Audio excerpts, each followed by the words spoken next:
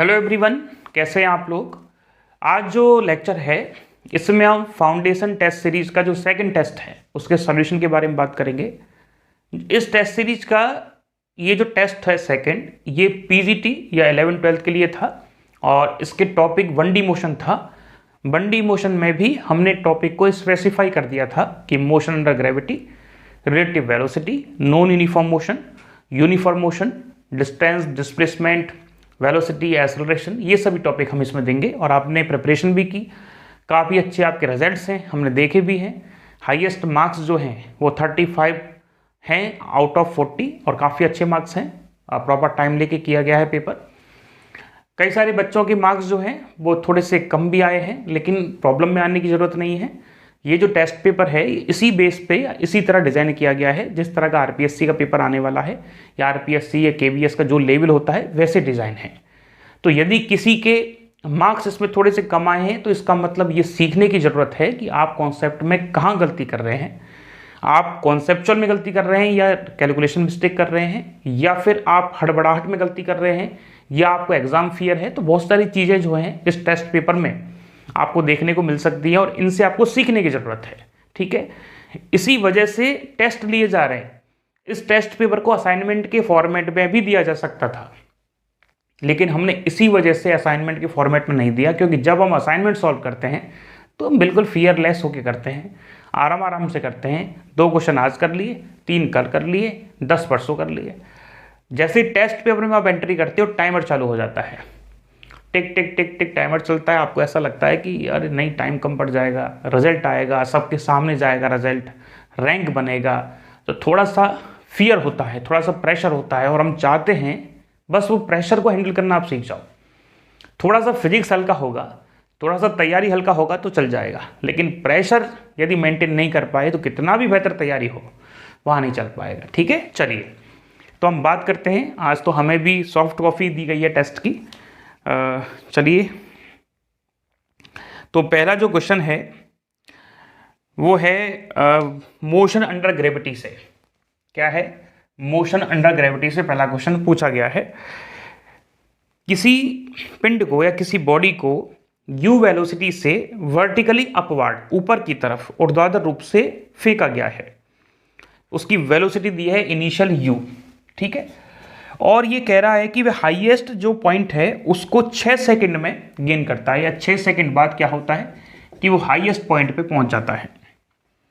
पिंड द्वारा पहले तथा 7वें सेकंड में, मतलब फर्स्ट सेकंड में और 7वें सेकंड में तय की गई दूरियों का अनुपात बताइए।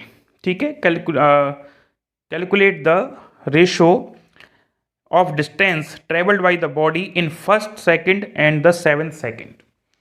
तो इसमें सोचने समझने की बात यह है कि डाटा ये कह रहा है कि सर एक पार्टिकल है जिसको ऊपर की तरफ u वेलोसिटी से फेंका गया है, और इसने हाईएस्ट जो पॉइंट है वो h ऊंचाई पे गेन किया, और जब h ऊंचाई पे वो पहुंचा तब तक टाइम हो चुका था t बराबर 6 सेकंड का। ये बात हम अच्छे से जानते हैं कि जब कोई बॉल को फेंका जाता है तो हाईएस्ट पॉइंट पे जो फाइनल वेलोसिटी है वो 0 हो जाती है। ये बात हमको पता होता है या हमको समझनी होती है। ठीक है, तो हमको क्या करना है, पहले सेकंड में तय की गई दूरी या विस्थापन निकालना है। तो हमारे पास 2 फॉर्मूले हैं, या 2 फॉर्मूले हमने आपको पढ़ाए थे। एक पढ़ाया था s बराबर ut प्लस हाफ at², और दूसरा पढ़ाया था sn बराबर u प्लस a/2 2n-1। दोनों में क्या डिफरेंस है? ये है n सेकंड में या t सेकंड में कितना डिस्प्लेसमेंट होगा उस चीज का फॉर्मूला, और ये क्या है, ये Sn है, मतलब nवें सेकंड में आपने कितना डिस्प्लेसमेंट कवर किया उसका फॉर्मूला। सर मतलब समझ में नहीं आया, आपको काफी एग्जांपल देके समझाने की कोशिश की थी, फिर समझा रहे हैं वापस एक बार कि फॉर एग्जाम्पल हम A से B तक की यात्रा करते हैं, तो हम मानते हैं कि पहले जो सेकंड है उसमें आपने 1 मीटर की दूरी तय की, दूसरे सेकंड में आपने 2 मीटर की दूरी तय की, और तीसरे सेकंड में फॉर एग्जाम्पल आपने 3 मीटर की दूरी तय की। तो हम यदि आपसे ये पूछें कि 3 सेकंड में दूरी कितनी, आप बताओगे 1 + 2 मतलब 3 और 3 6 मीटर। कितने सेकंड में? 3 सेकंड में। तो फॉर्मूला लगेगा ऊपर वाला। लेकिन हमने कहा ये बताओ तीसरे सेकंड में कितनी दूरी, तो तीसरे सेकंड में मतलब आपको स्पेसिफाई कर दिया है कि आपको इस टाइम इंटरवल में बताना है। तो तीसरे टाइम इंटरवल में दूरी कितनी है? 3 मीटर। तो आपके क्वेश्चन पेपर को पढ़ो, उसमें क्या लिखा है, पहले सेकंड में और 7वें सेकंड में मतलब 7वें सेकंड में। तो फॉर्मूला अप्लाई करना है ये। भले ही आंसर इससे भी आ सकते हैं, क्योंकि यहाँ पे फॉर्चुनेटली कुछ ऐसा इंसिडेंस बन रहा है कि उससे भी आंसर आएंगे, क्योंकि t = 1 ही आना है तो आंसर तो उससे भी आ जाएंगे। लेकिन ये फॉर्मूला अप्लाई करो अकॉर्डिंग टू लॉ। तो हम पहले सेकंड में डिस्टेंस निकालना चाहते हैं, तो पहले सेकंड में डिस्टेंस हम मानते हैं कि हमको मिलती है h1। तो h1 बराबर, हाँ जी, u, इनिशियल वेलोसिटी कितनी है? u है। और एक्सेलरेशन, जब बॉडी ऊपर जाती है तो एक्सेलरेशन हमेशा नीचे की तरफ लगता है। और हमने आपको कन्वेक्शन बता रखा है कि यदि आप कोई भी मोशन ऊपर की तरफ कर रहे हैं तो हर फिजिकल क्वांटिटी को आप पॉजिटिव लोगे, और नीचे की तरफ यदि कोई मोशन आपकी हो रही है तो आप नेगेटिव लोगे। या कोई भी फिजिकल क्वांटिटी नीचे की तरफ है तो आप नेगेटिव लेना है। तो u ऊपर है तो हमने क्या ले लिया? पॉजिटिव। g क्या है? नीचे, तो हम क्या लेंगे इसको? नेगेटिव। हाँ जी, a/2 और 2n-1। तो कौन सा सेकंड है? पहला। तो 2 × 1 - 1। अब प्रॉब्लम ये आ गई, sir what is the value of u? तो चलिए, फर्स्ट इक्वेशन क्या होती है? b = u + at। सर आप कहेंगे यही क्यों लगाई, कोई दूसरी भी तो लगा सकते थे v निकालने के लिए या t निकालने के लिए, वेलोसिटी निकालने के लिए आप तीसरी इक्वेशन भी तो लगा सकते थे। लेकिन हम ये कहेंगे कि b जो फाइनल वेलोसिटी है वो आपको पता है, u आपको जानना है, एक्सेलरेशन आपको पता है और टाइम भी आपको दिया है। तो ये जो इक्वेशन है ये ज़्यादा बेनिफिशियल है। तो b 0, u पॉजिटिव है तो पॉजिटिव लिया है, एक्सेलरेशन नेगेटिव है तो -g लिया है, और क्या लेंगे? t। और t कितना दे रखा है जी? 6। u - g × 6, g = 10 मीटर/सेकंड² मान लें तो कितना आंसर आ जाएगा आपका? आप लिख सकते हो u = 60 मीटर/सेकंड। तो इस वैल्यू को यदि यहाँ लिखोगे तो आपको h1 क्या मिलने वाला है? h1 मिलेगा आपको, u कितना है जी? 60 प्लस -g 10 होता है 2, और ये आ गया 1। ठीक है, चलिए यहाँ हम देखें 60 - 5 दैट इज 55 मीटर। क्या आ गई? पहले सेकंड में तय की गई दूरी आ गई। ठीक है, उसने कहा है 7वें सेकंड में। अब प्रॉब्लम बहुत बड़ी हो गई कि 6वें सेकंड तक तो पार्टिकल यहाँ पहुंच जाता है, तो 7वें सेकंड में पार्टिकल क्या होगा? लौट के आएगा। रिपीट करें, जब पार्टिकल चलना चालू किया तो 6 सेकंड में वो यहाँ पहुंच जाता है, तो 7वें सेकंड में ऊपर तो जाएगा नहीं, लौट के वापस आएगा।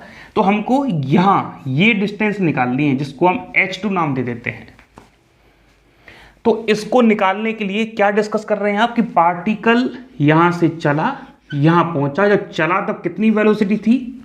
0, और पहुंचा तब कितना टाइम हो चुका था? 1 सेकंड। रिपीट करें, यदि 7वां सेकंड ऊपर होता तो क्या करते? तो कुछ नहीं करते, यहां वेलोसिटी पता होना चाहिए तो हम निकाल देते। लेकिन अब क्या हो रहा है? ये लौट के आ गया है, तो इस केस में हम इसको डिस्कस करेंगे। तो इसको या इस मोशन को डिस्कस करने के लिए इनिशियल वेलोसिटी u नहीं होगी, v = 0 होगी। ठीक है, और टाइम इंटरवल कितना है? 1 सेकंड का। तो इस केस में क्या करेंगे? देखिए, s = u + a/2 2n-1। h2 निकालना चाहते हैं, लेकिन हम नीचे की तरफ आ रहे हैं तो हमारा h कैसा होगा? नेगेटिव, क्योंकि हमने बताया नीचे की तरफ जाएंगे तो क्या लेंगे क्वांटिटीज को? नेगेटिव। ठीक है, g तो ऑलरेडी हमेशा नेगेटिव होता है, तो u कितना हो जाएगा? 0, क्योंकि ये पार्टिकल जब यहाँ से चलेगा तो कितनी वेलोसिटी है? 0। a कितना है जी? -g, ये आ जाएगा 2, और 2 × 1 -1। n = 7 नहीं आएगा। n = 7 कब आता? जब u इनिशियल वेलोसिटी होती। यहाँ इनिशियल वेलोसिटी कितनी है? 0, मतलब पार्टिकल ने यहाँ से चलना चालू किया है, तो जब चलना चालू किया तो 1 सेकंड के बाद ही तो आपसे पूछ रहा है, तो n = 1 आएगा।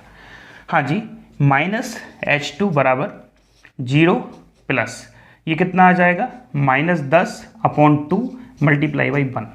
तो हम देखेंगे माइनस से माइनस कैंसिल हो जाएगा। H2 बराबर आ गया 5 मीटर। क्या आ गया जी 5 मीटर। और बात भी सही है। कैसे सही है? जब पार्टिकल को फेंका जा रहा है तो जब फेंकते हैं तो उसका वेग बहुत ज़्यादा होता है, और ज़्यादा होता है तो 1 सेकंड में ज़्यादा दूरी तय करेगा। कहाँ है? ये रहा 55 मीटर। और जब उसे फ्रीली छोड़ा गया है तो छोड़ते हैं तो वेलोसिटी कितनी है 0, धीरे धीरे बढ़ती है तो बहुत कम डिस्टेंस कवर करेगा। तो उसने कर लिया। आपसे क्या पूछा है? रेशो पूछा है। किस किस के बीच में? उसने पूछा है पहले सेकंड और 7वें सेकंड के दूरी के बीच में रेशो। ये कितना आया जी पहले सेकंड में 55। ये कितना आया जी दूसरे सेकंड में, सॉरी 7वें सेकंड में कितना आया 5। रेशो क्या आएगा 11:1। क्या आएगा आंसर 11:1। आपसे पूछा जाए कि बताइए हाइट कितनी होगी, तो कुल हाइट कैसे निकालेंगे? S बराबर UT प्लस हाफ AT²। ध्यान से समझें। अब देखो हम ये फॉर्मूला लगा रहे हैं क्योंकि हम चाहते हैं कि 6 सेकंड में तय की गई दूरी बताओ। तो S निकालना चाहते हैं, ठीक है। U कितना है जी 60, कितने सेकंड में 6 में, हाफ A कितना है -G, T कितना है 6 का स्क्वायर। तो इस बेस पे हम क्या निकाल सकते हैं? टोटल हाइट निकाल सकते हैं H। बात आ गई समझ में? चलिए आप इसको नोट कर लीजिए, फिर हम अगला चालू करते हैं। हाँ जी नोट कर लिए फटाफट आप, फिर अगला क्वेश्चन चालू करते हैं। इसका ऑप्शन है ऑप्शन बी 11:1। अगला क्वेश्चन दे रखा है आपको u वेग से ऊर्ध्वाधर ऊपर की ओर, मतलब वर्टिकल अपवर्ड एक u वेग से पार्टिकल को फेंका गया है। वस्तु जो है वो 4 सेकंड पश्चात उसी बिंदु पर वापस लौट जाती है, तो u का मान बताओ। कितना अच्छा क्वेश्चन है। सभी लोगों ने ट्राई कर लिया होगा, और जो इस टेस्ट के सॉल्यूशन देख रहे हैं वो रिसेंट ऐप में टेस्ट पेपर भी खोल के रखें, क्वेश्चन भी पढ़ते रहें। हमारे सॉल्व कराने से पहले क्वेश्चन पेपर को पढ़ लें। हाँ जी क्वेश्चन इंग्लिश में भी पढ़ देते हैं। A body projected vertically upwards, ऊपर की तरफ किसी पार्टिकल को या बॉडी को प्रक्षेपित किया गया है, और इनिशियली जो वेलोसिटी है वो u है। तो क्वेश्चन नंबर दूसरा है, और इनिशियली जो वेलोसिटी है या प्रारंभिक जो चाल है वो u दे रखी है। ये कह रहा है कि 4 सेकंड में जो पार्टिकल है वो लौट के वापस आ जाता है, तो u बताओ। t बराबर 4 सेकंड में पार्टिकल लौट के वापस आ जाता है, तो u पूछ रहा है। ठीक है, कितना बढ़िया क्वेश्चन है। हमने आपको प्रोजेक्टाइल मोशन पढ़ाया था, वहां ये करवाया था। आपको शायद याद नहीं होगा क्योंकि आप स्पेसिफिक नाम से चीज़ों को याद रखते हो। हम ये कहें उड्डयन काल तो आप बता दोगे कि उड्डयन काल बराबर t बराबर 2u sine theta upon g। लेकिन हम कहें कि इस क्वेश्चन को कीजिए तब आप परेशान हो रहे हैं, क्योंकि वहां भी हमने सेम पैटर्न पे क्वेश्चन करवाया था और ये वही क्वेश्चन है। यदि ये कह देता कि टाइम ऑफ फ्लाइट बताओ, हवा में रहने का समय, तो आप कैलकुलेट कर देते, लेकिन उसने बोला नहीं, उसने क्वेश्चन को थोड़ा घुमा के दिया है। जब हमने ये क्वेश्चन आपको सॉल्व करवाया था तो ये कहा था कि यहाँ ऊपर की तरफ u वेलोसिटी से कोई पार्टिकल जाता है, हॉरिजॉन्टल के साथ एंगल थीटा है, तो x डायरेक्शन में कितनी वेलोसिटी होती है u cos थीटा, यहाँ कितनी होती है y डायरेक्शन में u sin थीटा। लेकिन ये बताओ जब पार्टिकल नीचे टकराता है तो ux कभी चेंज नहीं होती, ये तो u cos थीटा ही रहती है, और uy का मैग्नीट्यूड चेंज नहीं होता, लेकिन डायरेक्शन कैसी होती है उसकी, अपोजिट, नीचे की तरफ। तो हमसे पूछ ले कि यहां से लेके और बी पॉइंट तक जाने में कितना समय लगा, या धरातल तक वापस लौटने में कितना समय लगा, तो कैसे निकालते थे? t बराबर, या ऐसे कर सकते हैं b बराबर u plus AT final velocity minus u sine theta, initial velocity u sine theta minus g और t। अरे सर ये क्या कर दिया? अरे जब टाइम निकालोगे तो टाइम निकालोगे आप वर्टिकल मोशन के कारण, क्योंकि हॉरिजॉन्टल मोशन में तो एक्सेलरेशन ही नहीं है, तो वहां आप टाइम कैलकुलेट नहीं कर सकते। तो वर्टिकल मोशन यदि आप इस्तेमाल करोगे, और उसका एक कारण भी हमने आपको बताया था, वर्टिकल मोशन की शुरुआत इनिशियल वेलोसिटी कितनी है u sine theta, vertical motion में फाइनल वेलोसिटी कितनी है minus u sine theta, acceleration कितना है माइनस c, टाइम कितना है t। हालांकि कई किताबों में जो क्वेश्चन को सॉल्व करवाने का तरीका होता है वो ये होता है, यहाँ तक टाइम निकालते हैं, फिर 2 का मल्टीप्लाई करके पूरे टाइम को निकालते हैं। सबसे आसान तरीका ये है, क्या निकालना है आपको, ये टाइम निकालना है। कितना मान रखा है हमने, कैपिटल टी। इसको इधर ले आओ, जी टी, इसको उधर ले जाओ, 2u साइन थीटा। टी कितना आ गया, 2u साइन थीटा अपॉन जी, ये आ गया टी। आप कहेंगे सर इसका क्या रिलेशन है, सेम क्वेश्चन है। देखो, एक पार्टिकल को छोड़ा गया है ऊपर की तरफ u वेग से और लौट के वो आ जाता है नीचे की तरफ 4 सेकंड में। कितने सेकंड में जी, 4 सेकंड में। तो क्या मैसेज दे रहा है, हमने आपको एक और चीज पढ़ाई थी, symmetry of motion under gravity. जिस वेलोसिटी से ये ऊपर जा रहा है, जब टकराएगा तब भी वेलोसिटी इसकी यू ही रहेगी, लेकिन मैग्नीट्यूड में समान रहेगी, डायरेक्शन अपोजिट होगी। तो हम क्या कर सकते हैं, u इनिशियली u दे रखा है, फाइनल वेलोसिटी माइनस u दे रखा है। तो अब क्या करेंगे, b बराबर u प्लस ए टी। ए परमात्मा ने परमानेंट माइनस जी के फॉर्मेट में दे रखा है, तो b कितना है माइनस यू, ये कितना है u, a कितना है माइनस जी। क्या निकालना चाहते हो, क्या दे रखा है आपको, टाइम दे रखा है, कितना सेकंड, 4 सेकंड। तो पहले एक बार लिख देते हैं, बाद में 4 लिख देंगे। इसको इधर ले आओ, जी टी बराबर कितना लिख सकते हो, 2u। जी कितना है 10, टी कितना है 4, 2 इंटू यू, यू बराबर कितना आया 20 मीटर पर सेकंड। ये लो जी, इतना सा सवाल है। और इस टाइप के सवाल ही पूछे जाएंगे, ना तो कठिन है, बस सोचने वाली बात है कि जब पार्टिकल ऊपर की तरफ जाएगा तो यदि वेलोसिटी u है तो लौटेगा तब भी वेलोसिटी u ही रहेगी। इसको क्या कहते हैं, symmetry of motion under gravity. मतलब गुरुत्वाकर्षण या गुरुत्व के अधीन जो गति होती है उसमें सममितता होती है।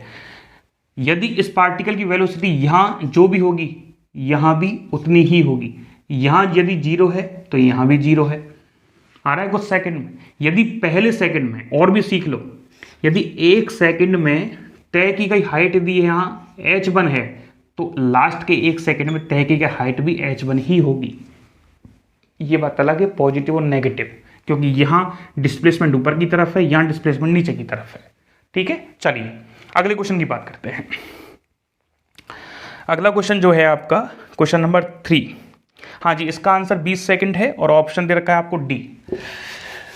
हाँ जी, next question number 3। 50 metre 50 metre लंबाई की 2 ट्रेन हैं, 2 रेलगाड़ियां हैं जो एक दूसरे के विपरीत मतलब अपोजिट चल रही हैं, आमने सामने चल रही हैं।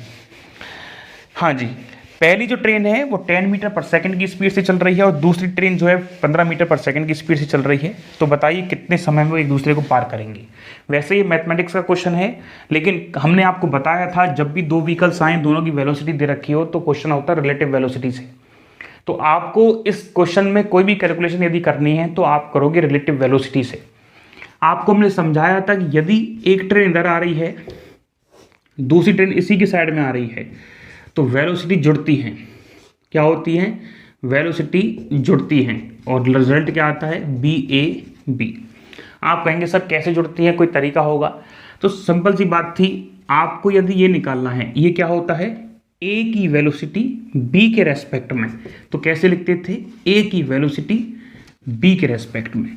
चलो बी ए कितना है, बी ए उसने दे रखा है पहली ट्रेन का 10 मीटर पर सेकेंड।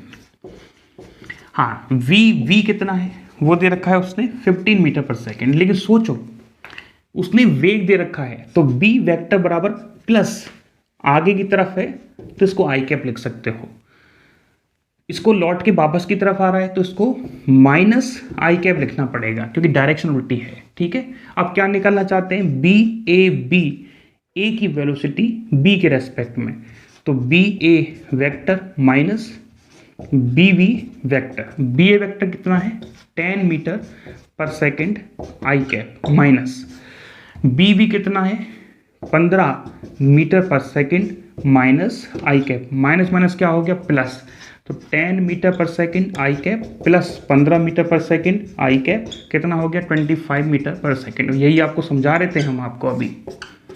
क्या समझा रहे थे कि यदि दोनों ट्रेन आमने सामने एक दूसरे की तरफ आ रही है तो हमेशा वेलोसिटी जुड़ेंगी। अब सीधे जोड़ दिया करो, हमको इसका मैग्नीट्यूड निकालना है तो मैग्नीट्यूड सीधा सीधा क्या आ जाएगा 25 मीटर पर सेकेंड। सर ये तो आपने निकाला है ए बी का, यदि हमसे बी ए पूछ ले तो मैग्नीट्यूड तो बराबर आएगा 25 मीटर पर सेकेंड, लेकिन डायरेक्शन क्या हो जाएगी, उल्टी हो जाएगी। इसका मतलब क्या है, ऑब्जर्वर बी पे बैठा है, ए को देख रहा है। इसका मतलब क्या है, ए की वेलोसिटी किसके सापेक्ष निकालनी है, बी के सापेक्ष, और जिसके सापेक्ष निकालते हैं ऑब्जर्वर उसी में बैठा होता है। तो यहां ऑब्जर्वर बैठा है और ए को देख रहा है, तो ऑब्जर्वर बी में जो बैठा है या आप बी में बैठे हो तो ए को अपनी तरफ आते हुए देखोगे, और कितनी स्पीड से आते हुए देखोगे, दुगनी स्पीड से, मतलब 25 मीटर पर सेकेंड की स्पीड से। यदि ये क्वेश्चन देखें, बी की वेलोसिटी ए के सापेक्ष, तो ऑब्जर्वर इस बार ए में बैठा है और किसको देख रहा है, बी को देख रहा है, तो बी उसकी तरफ आती हुई दिखाई देगी, इस वजह से नेगेटिव आएगा यहाँ पे। ठीक है, चलिए मेन क्वेश्चन पे आते हैं। दोनों की लंबाई कितनी है जी, 50 मीटर और 50 मीटर। तो देखो हम निकालते हैं टाइम बराबर, वैसे जो फॉर्मूला है वो तो ये है, चाल बराबर दूरी बटे समय, बड़ा सिंपल सा फॉर्मूला लगता है। और उसने टाइम पूछा है हमसे, तो समय बराबर क्या होता है, दूरी बटे चाल। लेकिन जब दो वस्तुओं के बीच में कंपैरिजन हो रहा है या तुलना हो रही है, तो रिलेशन बन रहा है, तो वहाँ रिलेटिव वेलोसिटी इस्तेमाल करते हैं। तो यहाँ जो टाइम लिया जाएगा t, दूरी कितनी है, ये ट्रेन इसको जब पार करेगी तो दोनों जो डिस्टेंस है आपस में जुड़ेंगी, 50 + 50 अपॉन चाल जो है वो कितनी आ रही है, 25, हाँ जी 100/25 और इक्वल टू 4 सेकेंड। ठीक है, अब ये 50 + 50 क्यों हुआ, घटता कब है, इसके बारे में हम बता चुके हैं। तो ये सारी बातें जो है t बराबर 50 + 50, 4 सेकेंड आपका आंसर है, और ऑप्शन कौन सा है, बी। ठीक है, चलिए बात आ गया रिलेटिव वेलोसिटी का कॉन्सेप्ट। रिलेटिव वेलोसिटी में ये ध्यान रखें बस, ये ए शो करता है का, मतलब ए का वेग, और बी शो करता है के सापेक्ष, मतलब velocity of A relative to B, और जिसमें सापेक्ष लगा है उसमें आप बैठो और सामने वाले को देखो, ये कॉन्सेप्ट होता है। फटाफट नोट कर लें आप। चलिए क्वेश्चन दे रखा है एक इंक्लाइंड प्लेन का, क्वेश्चन नंबर है 4। ठीक है, इसमें क्या दे रखा है आपको, ये एक इंक्लाइंड प्लेन है और इस प्लेन का जो एंगल है वो आपको 30 डिग्री दे रखा है, थीटा बराबर। यहाँ हमारे पास एक मास रखा है, उसने कह रखा है कि मास जिस प्लेन पे चलता है उसकी लेंथ है 9.8 मीटर, और ये पूछ रहा है कि कितना समय उसको यहाँ तक पहुँचने में लगेगा। तो यहाँ से ये चालू करता है चलना, तो इसकी इनिशियल वेलोसिटी कितनी हो गई, 0, और यहाँ वो पहुँचने वाला है। ठीक है, तो सिंपल सा बात है, यदि हम ये लगाना चाहें कि s बराबर ut प्लस हाफ AT² लगाना चाहें, तो s तो हमको पता है ये है, u पता है 0 है, a नहीं पता, क्योंकि a इस पार्टिकल पे नीचे की तरफ तो लगता है -g, पार्टिकल जा रहा है ऐसे, तो आपको जो g चाहिए ना वो इस डायरेक्शन में चाहिए, जो इसको आगे की तरफ लेके जा रहा है। तो हम अच्छे से जानते हैं ऐसे कॉन्सेप्ट को, कई बार आपको समझाया है कि ये जो एंगल ये थीटा होता है, जी का इधर कंपोनेंट बनाएंगे तो बनेगा जी कॉस थीटा, और इधर कंपोनेंट बनेगा जी साइन थीटा। थीटा क्या है, थीटा बराबर 30 डिग्री, कई बार आपको समझा दिए हैं। तो हम क्या कर सकते हैं, यहाँ पे u बराबर तो 0 है, a बराबर क्या है, जी साइन थीटा, a बराबर क्या है, जी साइन थीटा, और टाइम आपको निकालना है, और s बराबर दे रखा है आपको 9.8, कितना दे रखा है, 9.8। अब दो बातें हैं, यदि आप नीचे की तरफ जा रहे हो, नीचे जाने को नेगेटिव कन्वेक्शन में लेते हो, तो ये भी नेगेटिव होगा और ये भी नेगेटिव होगा। बात आ रहा है समझ में, क्योंकि आप नीचे की तरफ जा रहे हैं, तो हम इसमें वैल्यू रखते हैं -9.8, ये आ जाएगा 0, हाफ ये आ जाएगा जी साइन थीटा, लेकिन नेगेटिव में आएगा, और t² मतलब जो हम जानना चाहते हैं 9.8 नेगेटिव, और -हाफ जी होता है 10, साइन 30 कितना होता है 1/2, क्योंकि थीटा बराबर 30 दे रखा है, और t का स्क्वायर। देखो जी, अच्छा जी ऐसा करो, जी को 9.8 लिखो, क्योंकि 9.8 से 9.8 कैंसिल हो जाएगा, और माइनस से माइनस कैंसिल हो जाएगा, तो यह आ गया 4 बराबर t², और t बराबर आ गया 2 सेकेंड। तो 2 सेकेंड लगेंगे ब्लॉक को यहाँ से यहाँ तक पहुँचने में। इंक्लाइंड प्लेन के जितने भी क्वेश्चंस आते हैं उसमें ये कॉन्सेप्ट फॉलो होता ही होता है। यहाँ तो जी का लगाया है, और कई बार आप देखोगे ये mg का कॉन्सेप्ट भी बहुत बार पूछता है। क्या पूछता है, mg का कॉन्सेप्ट। NLM में तो आपको ये जान के आपने कभी देखा होगा कि एक नॉर्मल फोर्स होता है जो हमेशा सतह के परपेंडिकुलर लगता है बाहर, जिसको रिएक्शन फोर्स भी कहते हैं, प्रतिक्रिया बल। यदि हम उसकी वैल्यू निकालना चाहें तो क्या आएगी, उसकी वैल्यू निकालना चाहें तो यदि ये थीटा है और नीचे की तरफ एम जी लग रहा है, यदि पार्टिकल का द्रव्यमान एम जी है तो एम जी यहाँ कितना हो जाएगा, एम जी कॉस थीटा, यहाँ कितना हो जाएगा एम जी साइन थीटा। तो बताइए reaction force and normal force किसके बराबर, आर बराबर एम जी कॉस थीटा के बराबर। पार्टिकल किसकी वजह से आगे जाएगा, एम जी साइन थीटा के बराबर, ठीक है। और फ्रिक्शन भी लगेगा तो ऊपर की तरफ लग जाएगा। तो इस टाइप के क्वेश्चन कई सारे एनएलए में देखने को मिलेंगे और शायद करवाए भी हैं आपको। चलिए आगे बढ़ते हैं। इसका ऑप्शन है बी, 2 सेकंड। अगला क्वेश्चन है 5वां। एक व्यक्ति 30 मीटर उत्तर दिशा में जा रहा है। सबसे पहले आपको डायरेक्शन के बारे में नॉलेज होना चाहिए। ये कौन सा है, पूरब मतलब ईस्ट, ये कौन सा है, उत्तर मतलब नॉर्थ, ये क्या है नॉर्थ साउथ दक्षिण, और ये है वेस्ट मतलब पश्चिम।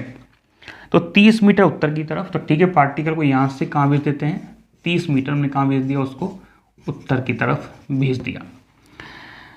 उसके पश्चात 20 मीटर पूरब की तरफ, ये चला गया 20 मीटर कहाँ, पूरब की तरफ। उसके बाद 30√2 दक्षिण पश्चिम में, दक्षिण ये रहा पश्चिम ये रहा, तो इस तरफ कितना आता है वो, हम मानते हैं कितना आता है 30√2। तो दक्षिण पश्चिम दे रखा है, इसका मतलब ये कितना डिग्री का एंगल है, 45 डिग्री का, ठीक है। ऐसे क्वेश्चन पहली डेमो वीडियोस में भी हमने करवाए हुए हैं कई सारे, वहाँ आप देख सकते हो। प्रारंभिक बिंदु से व्यक्ति का विस्थापन, तो चलिए 2 तरीके होते हैं। टोटल विस्थापन कैसे निकाल सकते हैं, S1 वेक्टर, S2 वेक्टर और S3 वेक्टर। ये तरीका सबसे आसान होता है।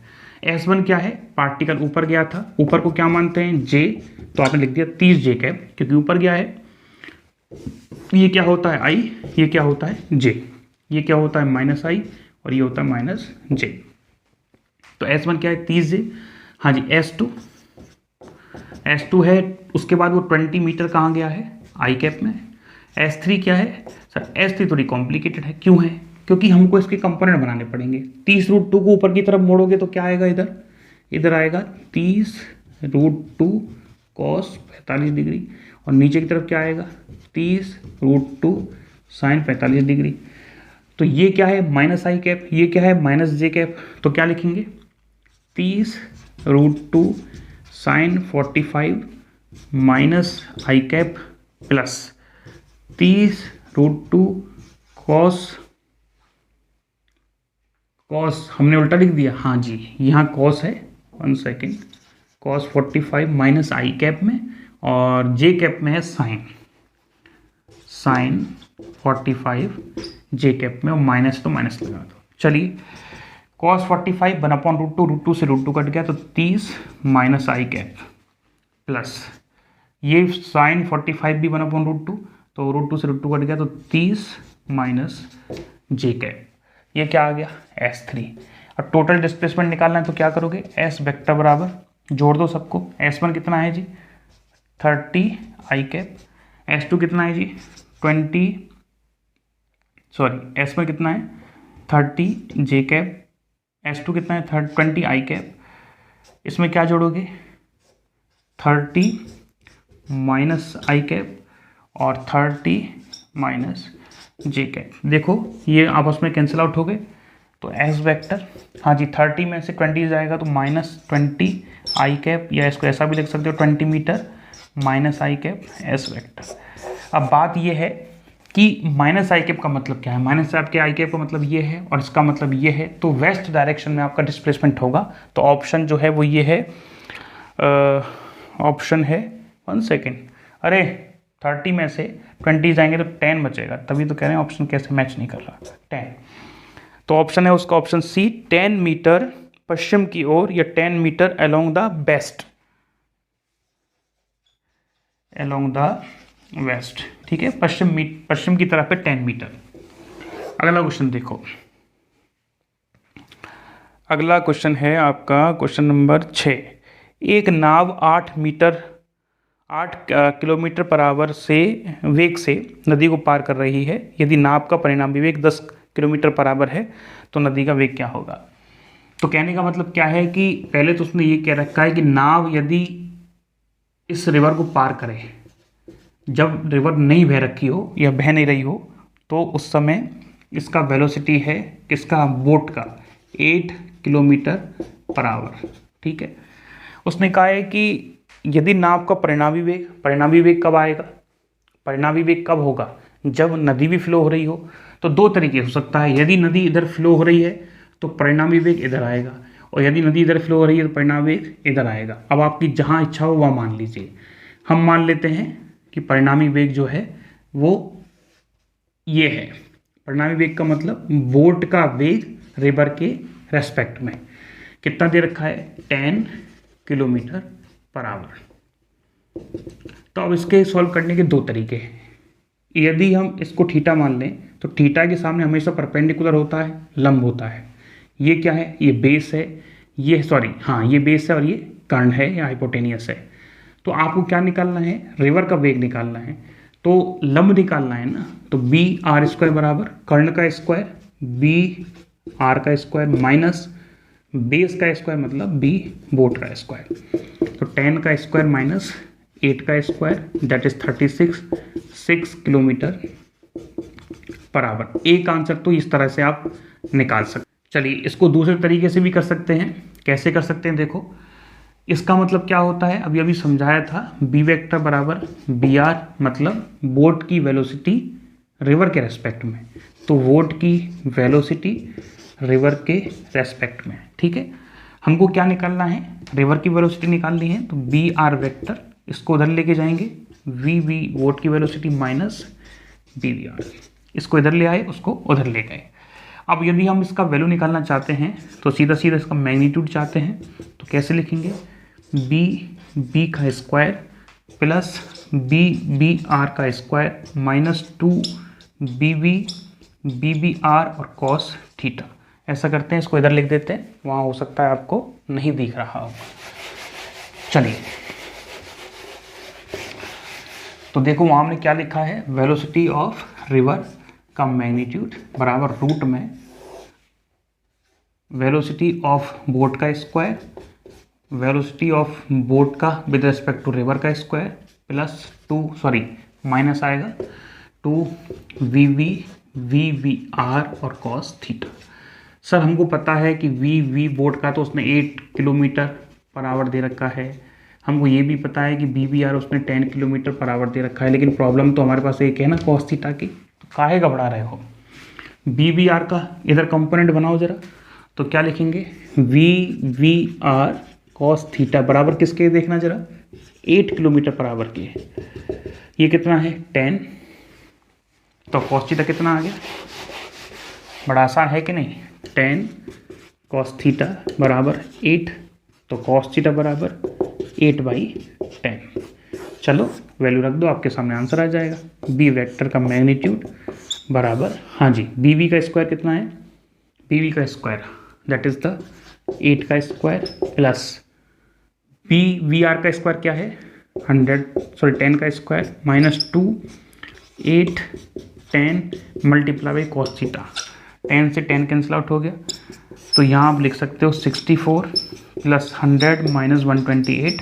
सॉल्व करोगे 164 minus 128 root 36 6 kilometre per hour. लो जी, ठीक है। तो इस टाइप से भी इस क्वेश्चन को हम कर सकते हैं। चलिए अगला क्वेश्चन देखिए। अगला क्वेश्चन आपसे पूछा गया है, एक रेलगाड़ी पूरब की ओर मतलब ईस्ट डायरेक्शन में चल रही है तथा एक कार उत्तर की ओर एक समान चाल से चल रही है। रेलगाड़ी में बैठा यात्री कार को किस दिशा में जाता हुआ दिखाई देगा। चलिए देखो, आपने इस क्वेश्चन को पढ़ लिया होगा, तो बड़ा आसान सा जवाब है इसका। क्या जवाब है कि एक रेलगाड़ी पूरब की तरफ, हमने अभी बताया था ये ईस्ट है, तो रेलगाड़ी क्या जा रही है हमारी इधर पूरब की तरफ, क्या जा रही है, रेलगाड़ी जा रही है। और इसकी स्पीड कितनी है, उतनी ही स्पीड है जितनी कार की स्पीड है। और कार कहाँ जा रही है सर, कार जा रही है उत्तर की ओर, ऊपर की तरफ। यहाँ जा रही है एक कार, ठीक है, कार ऐसी नहीं होती, तो ठीक है, ये लो जी, कार जा रही है ऊपर की तरफ जा रही है, इसकी स्पीड भी b है। तो ये कह रहा है कि रेल में बैठे यात्री को कार किस दिशा में जाती हुई प्रतीत होगी। अभी अभी आपको हमने समझाया था कि यदि हम सापेक्ष वर्ड इस्तेमाल करते हैं तो ये कहते हैं कि जिसके सापेक्ष वर्ड इस्तेमाल हो रहा है वहाँ उस व्यक्ति को बैठा दो। इसने कहा है रेलगाड़ी में बैठे व्यक्ति का कार को वेग देखना है, तो किसका वेग निकालना चाहते हैं? कार का वेग। किसके रेस्पेक्ट में? ट्रेन के रेस्पेक्ट में। ये खुद कह रहा है कि बताइए रेलगाड़ी में बैठे व्यक्ति को, मतलब रेलगाड़ी के सापेक्ष कार किस दिशा में जाती दिखाई देगी, कार का वेग निकालो। तो हमारे पास क्या तरीका होता है? कार का वेग माइनस, यहाँ सी लिखा है तो पहले सी बाद में टी, कार का वेग ट्रेन के सापेक्ष। चलिए, तो हम खुद जानते हैं ये कौन सी डायरेक्शन है? आई कैप है। ये कौन सी डायरेक्शन है? जे कैप है। तो चलिए बी सी बराबर कितना है? V plus J cap minus V कितना है? V I cap. V common निकाल दें तो J cap minus I cap, और ये क्या है? We C T. कॉमन भी ना निकाले तो क्या लिख सकते हैं? V J cap minus V I cap V C T. चलो इसको ड्रॉ करना जरा एक बार। बी जे मतलब वेलोसिटी कहाँ है? ऊपर की तरफ, क्योंकि जे लग रहा है तो एक वेक्टर हमने बना दिया। ये वेक्टर है वी जे कैप का। ये क्या है? माइनस बी आई, तो आई माइनस में यहाँ होता है, तो ये वेक्टर कौन सा? माइनस। अब तो बताओ इन दोनों का रिजल्ट कहाँ आएगा? यहाँ, क्योंकि दोनों बराबर वेक्टर हैं। और ये कौन सी है? ये है नॉर्थ। ये कौन सी है? ये है वेस्ट। तो आपका कार का डायरेक्शन किस में आ रहा है? वेस्ट नॉर्थ में या नॉर्थ वेस्ट में, मतलब उत्तर पश्चिम में। और ऑप्शन में यदि पश्चिम उत्तर दिया है तो वो आंसर हो जाएगा। ऑप्शन में दे रखा है वेस्ट नॉर्थ में 45 डिग्री आ रहा है, ठीक है। ये कितना होगा? 45 डिग्री यदि इक्वल वेक्टर हैं तो आंसर क्या होगा? नॉर्थ वेस्ट में और वेस्ट नॉर्थ में। वैसे तो नॉर्थ वेस्ट ही लिखते हैं, पर क्वेश्चन में वेस्ट नॉर्थ दे रखा है तो ऑप्शन बी करेक्ट होगा। रिपीट कर दें? चलो, इस क्वेश्चन को ऐसे पूछ ले वो कि बताइए कार में बैठे व्यक्ति को ट्रेन की वेलोसिटी कैसे दिखाई देगी, तो क्या जवाब देंगे आप? सोचो, कहाँ बैठा है व्यक्ति? कार में। किसको देख रहा है? ट्रेन को। इसका मतलब वेलोसिटी निकालना चाहते हैं ट्रेन की कार के सापेक्ष, तो V T minus B C, velocity है तो वेक्टर लगा दी। वी टी सी निकालना चाहते हैं तो बी टी कितना है जी? बी टी ट्रेन का वेग है आई डायरेक्शन में, minus V minus plus J cap. तो अब डायरेक्शन ड्रॉ करें यदि, तो प्लस में क्या है? वी आई कैप, माइनस में क्या है? वी जे कैप, मतलब ट्रेन इधर है, दोनों बराबर वेक्टर हैं तो रिजल्टेंट बीच में होगा। ये नॉर्थ है तो ये साउथ है, ये ईस्ट है तो ये वेस्ट है, तो क्या होगा? South east. 45 डिग्री है तो साउथ ईस्ट आंसर हो जाएगा, मतलब दक्षिण पूरब में आपको दिखाई देगा, ठीक है। ऐसे सवाल जो हैं वो रेन मेन प्रॉब्लम में भी होते हैं। आगे बढ़ते हैं, चलो नेक्स्ट सवाल पे डिस्कस करते हैं। हाँ जी, अगला सवाल है, मीनार की चोटी से एक पत्थर पृथ्वी पर गिराया जाता है जो जमीन तक पहुंचने में 4 सेकंड का समय लेता है, मीनार की ऊंचाई बताओ। ये तो सबने सही किया होगा, आसान सवाल है। ये क्वेश्चन सबने ठीक किया होगा। 80 मीटर इसका आंसर आ रहा है। और देखें कैसे सॉल्व करेंगे। मीनार की एक चोटी से पत्थर को पृथ्वी की तरफ गिराया जाता है। ये मीनार है और इसकी चोटी से एक पत्थर को गिराया गया है और उसको यहाँ तक पहुँचने में 4 सेकंड लगते हैं, तो हाइट पूछ रहा है। हाँ जी, तो देखो यदि फ्रीली ड्रॉप किया गया है तो u बराबर 0 आपको दे रखा है, एक्सेलरेशन आपको पता है, तो आप क्या निकाल सकते हैं? s बराबर U T plus half A T square. आप कहेंगे सर b बराबर यू प्लस ए टी या बी स्क्वायर बराबर यू स्क्वायर प्लस 2s क्यों इस्तेमाल नहीं किया? आपने गति की सेकंड इक्वेशन ही क्यों इस्तेमाल की? कई सारे क्वेश्चन ऐसे बन जाते हैं। हमने दिमाग में लाए कि हम b बराबर यू प्लस ए टी इस्तेमाल कर ले, लेकिन हमारे पास फाइनल वेलोसिटी नहीं थी। फिर हमने सोचा बी स्क्वायर बराबर यू स्क्वायर प्लस 2s इस्तेमाल कर ले, तो वहाँ हमको फाइनल वेलोसिटी नहीं दिखी, तो हमको ये तरीका सही लगा, ठीक है। क्या निकालना चाहते हैं? हाइट। पार्टिकल कहाँ आ रहा है? नीचे की तरफ, तो माइनस एच लोगे आप। माना इसकी हाइट कितनी है? एच है, तो नीचे की तरफ आ रहा है तो माइनस एच लोगे। यू कितना है? 0, 1/2। नीचे की तरफ आ रहा है तो माइनस जी, वैसे तो जी तो हमेशा नेगेटिव ही होता है। टी क्या है? 4 का स्क्वायर, तो माइनस एच बराबर माइनस 1/2, 10 और 16, माइनस से माइनस कट गया, ये आ गया 5 और ये हो गया 80। मीटर आपका आंसर। ठीक है, चलिए अगला क्वेश्चन देखो। एक वायुयान 400 मीटर उत्तर की ओर, 300 मीटर दक्षिण की ओर और 1200 मीटर ऊपर की ओर जा रहा है। ये थोड़ा सा दिमाग वाला क्वेश्चन है। कोशिश तो इसकी सबने की है और देखने में इतना आसान लग रहा है, अरे सर डिस्प्लेसमेंट ही तो पूछा है, फिर क्वेश्चन काहे नहीं हुआ। देखो क्यों नहीं हुआ, पता चलेगा अभी, इसीलिए तो टेस्ट जरूरी है। ये आपको, ये जो क्वेश्चन आप पढ़ रहे हैं ना, कौन सा नंबर का है, 90 नंबर का, ये आपको ये सिखाएगा कि वहाँ लगभग कैसे टिक करते हैं। कई बार क्या होता है कि एग्जैक्ट डाटा नहीं मिलता, तो हम कैसे क्वेश्चन को ठीक करते हैं। तो देखो इधर इसने कहा है कि एक वायुयान है, एरोप्लेन, पहले वो 400 मीटर उत्तर की तरफ जाता है। तो 400 मीटर कहाँ गया है वो, ये लो जी, ठीक है, 400 मीटर कहाँ चला गया, उत्तर की तरफ, नॉर्थ डायरेक्शन में। उसके बाद 300 मीटर दक्षिण की तरफ आता है। तो घबराओ मत, उसने सही दे रखा है, लौट के वापस आता है 300 मीटर। ठीक है, अब यहां से कितनी दूरी पे है वो, 100 मीटर की दूरी पे। ठीक है, उसके बाद 1200 मीटर ऊपर। तो अब एरोप्लेन कहाँ चला जाता है, ऊपर की तरफ। तो हम ऐसा करते हैं, ऊपर कैसे बनाए, वैसे बनाना मुश्किल है, पर ऐसे बना देते हैं कि ऊपर की तरफ चला गया है, बाहर की तरफ। ठीक है, ये लो।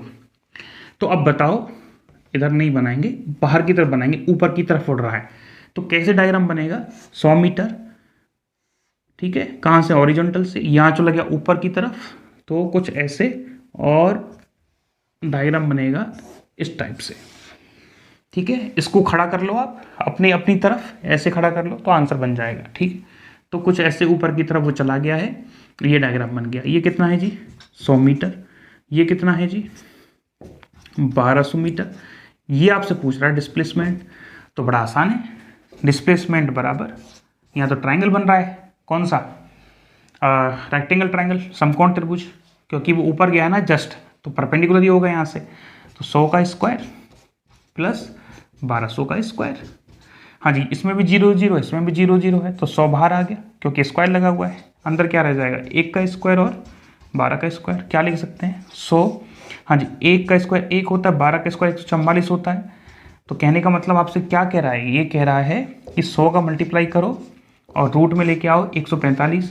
तो बताइए 145 लगभग 144 के बराबर ही तो है, इसका मतलब लगभग 12 के बराबर आएगा रूट। तो हम क्या करते हैं, इसको 100 गुणा 12 के बराबर रूट ले लेते हैं, तो आंसर कितना आ जाएगा, 1200। ठीक है, तो लगभग मानना है इसमें 1200 आंसर है, और यदि आएगा भी तो 1200 पॉइंट समथिंग आएगा, तो वो कोई दिक्कत नहीं है। क्वेश्चन नंबर 10 है, एक खिलाड़ी आर्तरिज्या की वृत्ताकार पथ में, इस टाइप का क्वेश्चन हमने आपको करवा दिया है वैसे, लेकिन फिर भी एक बार और करवा देते हैं।